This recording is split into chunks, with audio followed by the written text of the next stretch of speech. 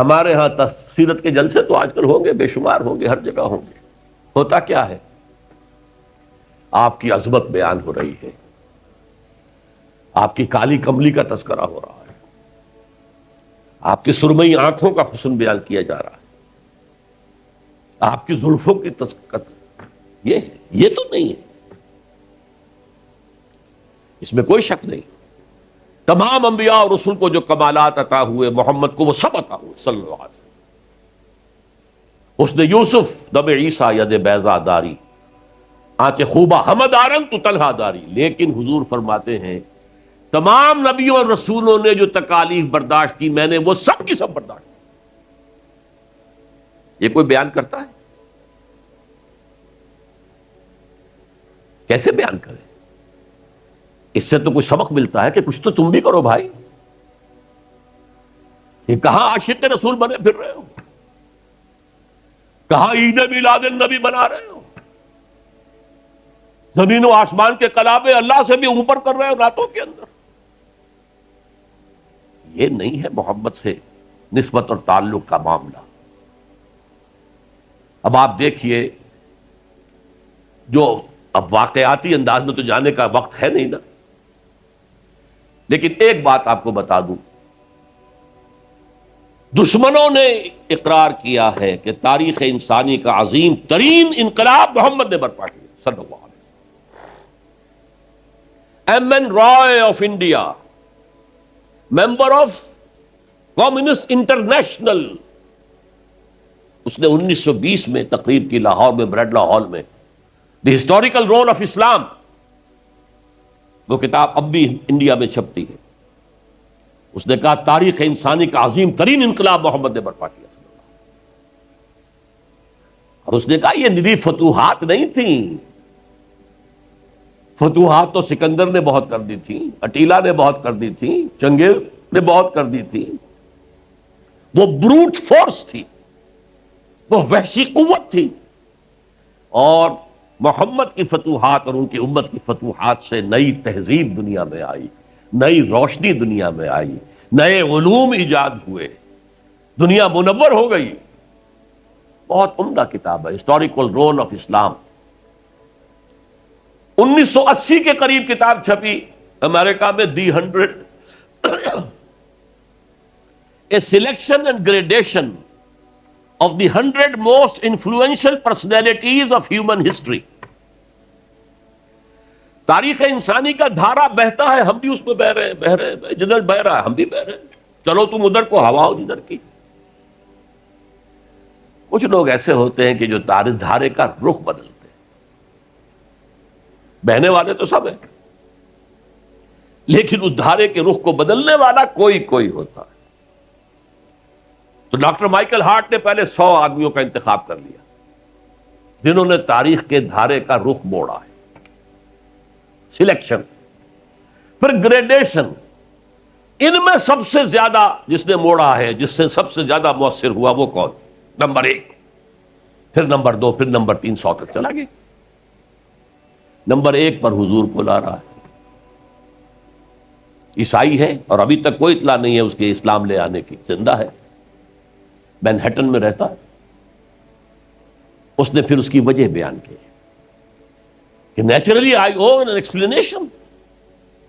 Jesus کو جسے خدا مانتے ہیں اسے نمبر 3 پہ لے گیا، حضور کو نمبر 1 پر. اور جواب کیا دیتا ہے؟ ایکسپلینیشن کیا ہے؟ This is because he is the only person supremely successful in both the religious and secular fields. جتنے بڑے لوگ دنیا میں ہیں وہ یا ادھر اونچے ہیں تو ادھر کچھ نہیں، ادھر اونچے ہیں تو ادھر کچھ نہیں. بڑے حکمران، بڑے فاتح، اخلاقی اور دینی اور روحانی اعتبار سے 0 بلکہ مائنس. بڑے مذہب، اخلاقی تعلیمات، روحانی تعلیمات بہت اونچے، گوتم بدھ، حضرت مسیح، لیکن ریاست، حکومت، سیاست 0. ایک ہی شخص ہے، ایک شخص ہے. کتنی بڑی سچائی اس کے قلم سے نکلی ہے. دی only person supremely successful in both the religious and the secular fields. بہرحال یہ سمجھیے کہ تکمیل رسالت کا یہ مرحلہ ہے، یہ مظہر ہے۔ اگر حضور نے اس کو قائم کر کے نہ دکھایا ہوتا تو کہا جا سکتا تھا کہ ٹھیک ہے جی نظام تو بڑا اچھا ہی ہے، لیکن یہ انہونی بات ہے، بھلا کوئی بات ہے؟ سید القوم خادمہم، قوم کا سردار خادم ہوتا ہے، شاعری ہے، یہ اچھا شعر کہہ دیا ہے، لیکن محمد نے وہ نظام قائم کیا جہاں ابو بکر اور عمر خادم تھے، چٹائیوں پر بیٹھتے تھے، پیون لگے ہوئے کپڑے پہنتے تھے، رات کو گشت کے دوران کسی عورت کے کراہنے کی آواز آئی، پتہ کیا، معلوم ہوا کہ درد ذہ میں ہے اور کوئی اٹینڈ کرنے والا نہیں ہے، فوراً گھر گئے، اپنی بیوی کو لے کر آئے، فرسٹ لیڈی، اور اس نے مڈ وائف کا کام کیا۔ ایک اور جگہ دیکھا، بچوں کو رونے کی آواز آئی، پوچھا کیا ہے؟ ماں نے کہا کہ میرے پاس کھانے کو کچھ نہیں ہے، بچے بھوک سے بلک رہے ہیں، اور میں نے یہ صرف ہانڈی چڑھا دی ہے چولہے کے اوپر کے دھوکہ دینے کے لیے کہ کچھ پکا رہی ہوں، تھوڑی دیر میں روتے دھوتے سو جائیں گے۔ کانپ گئے، گئے بیت المال، وہاں سے ایک بوری آٹے کی لی، اپنے کندھے پر، غلام سے کہا میرے کندھے، اس نے کہا میں نہیں چلتا ہوں حضرت، نہیں، قیامت میں تم میرا بوجھ نہیں اٹھا سکو گے، اپنے کندھے پر بوری لگ کر گئے ہیں، وہاں جا کر کھانا پکوایا ہے۔ یہ سید القوم خادم ہوں، کبھی دیکھی تھی دنیا نے یہ بات؟ قائم کر کے دکھایا، نوع انسانی پر حجت قائم کی ہے، مائیکل ہارٹ نمبر 1 پر لا رہا ہے۔ آپ غور کیجیے، ایچ جی ویلز کی بھی اب وقت نہیں ہے میرے پاس، میں نے وہاں تقریر کے اندر پوری واضح کی یہ بات، اس کی شہادت، حالانکہ وہ شاتم رسول ہے، حضور کو گالیاں دی ہیں اس نے، بالکل رشدی کی طرح، اور تسلیمہ نسرین جو ہے بنگلہ دیش کی اس کی طرح، لیکن ایک اعتبار سے گھٹنے ٹیک کر حضور کی مدح کرنے پر مجبور ہے۔ یہ اصل میں بات تکمیل رسالت ہے، پیش کر دینا، پہنچا دینا، وما علینا الا البلاغ، یہ بھی رسالت کا معاملہ ہے، یہ ابتدائی مرحلہ ہے۔ اس نظام کو قائم کر کے دکھانا، انقلاب برپا کرنا، اس کو چلا کر دکھانا، چاہے وہ 30 برس رہا، لیکن دنیا کا کوئی دوسرا نظام تو ایک دن بھی قائم نہیں ہوا۔ جس ڈیموکریسی کا خواب والٹیئر اور روسو نے دیکھا تھا، ایک دن کے لیے بھی نہیں آئی۔ یہ تو کیپٹلسٹ کی ڈکٹیٹرشپ ہے جسے جمہوریت کہا جا رہا ہے۔ جمہوریت کہاں ہے؟ It's the dictatorship of the capitalist. Billionaire نہ ہو تو آپ الیکشن کیسے لڑیں گے؟ عام آدمی الیکشن لڑ لے گا۔ دے میں استبداد جمہوری قوام پائے کو، تو سمجھتا ہے یہ آزادی کی ہے نیلم پری؟ ہم نے خود شاہی کو پہنایا ہے جمہوری لباس، ابلیس کا ایک مشیر کہہ رہا ہے، ہم نے خود شاہی کو پہنایا ہے لباس، جب ذرا آدم ہوا ہے خود شناس و خود نگر، آدمیوں میں اپنے حقوق کا ذرا احساس، اور یہ احساس محمد نے پیدا کیا صلی اللہ علیہ وسلم۔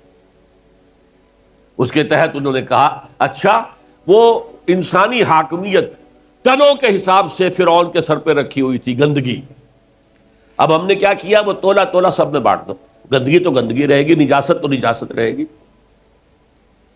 انسانی حاکمیت ایک شخص کی ہو، انسانی حاکمیت پوری قوم کی ہو، کفر ہے، شرک ہے۔ بہرحال تکمیل رسالت کا ایک پہلو یہ ہے، اس کی مثال میں آپ کو دے دوں، نام چونکہ پہلے بھی 2 مرتبہ لے چکا ہوں، سقراط کا شاگرد بھی اور شارح بھی، سقراط کی اپنی کوئی کتاب نہیں ہے، وہ معلم تھا بس، اس کا فلسفہ بیان کیا ہے افلاطون نے، اور پلیٹو نے کتاب لکھی دی ریپبلک۔ اب دیکھیے آج سے 2500 سال پرانی کتاب ہو گئی، حضرت عیسیٰ سے 300-400 برس پہلے، کتاب اتنی زوردار ہے، آج تک زندہ ہے، ورنہ کتابیں ختم ہو جاتی ہیں، کوئی زوردار کتاب ہو تو زندہ رہے گی۔ نقشہ پیش کیا ایسے ہونا چاہیے، نظام حکومت ایسا ہونا چاہیے، فلاں ایسا ہونا چاہیے، فلاں ایسا ہونا چاہیے، لیکن وہ نظام ایک دن کے لیے بھی دنیا میں کہیں قائم نہیں ہوا، لہذا اسے کیا کہیں گے؟ یوٹوپیا ہے، ایک خیالی جنت ہے۔ حضور نے بھی خیالی جنت پیش کر دی ہوتی، قائم کر کے نہ دکھاتے تو وہ حجت نہیں بن سکتی نوع انسانی۔ تکمیل رسالت، نہ حضرت ابراہیم کے ہاتھوں کہیں نظام قائم ہوا، حالانکہ ابو الانبیاء، خلیل اللہ، امام الناس، انی جاعلک للناس اماما واتخذ اللہ ابراہیم خلیلا، نظام تو نہیں بنا، نہ موسیٰ کے ہاتھوں نہ عیسیٰ کے ہاتھوں علیہ الصلوۃ والسلام۔ یہ صرف محمد الرسول اللہ صلی اللہ علیہ وسلم کا مقام ہے کہ آپ نے ایک عظیم انقلابی جد و جہد، میری کتاب لے کر پڑھ لیجئے اگر تقریریں نہ سنی ہو، تقریروں میں مختصر مفصل منہج انقلاب نبوی، اتنا عظیم کارنامہ، عظیم ترین انقلاب جو برپا کیا 23 برس کے اندر حضور نے، اس کے منہج کیا تھا، منہاج کیا تھا، طریقہ کار کیا تھا، اسے سمجھیے۔ منہج انقلاب نبوی میری کتاب ہے، 400 صفحے کی، سیرت کا انالیسس ہے، سیرت کا 6 steps of revolutionary process as deduced from the سیرہ of the prophet، اس کو فلسفہ سیرت کہیں گے ہم۔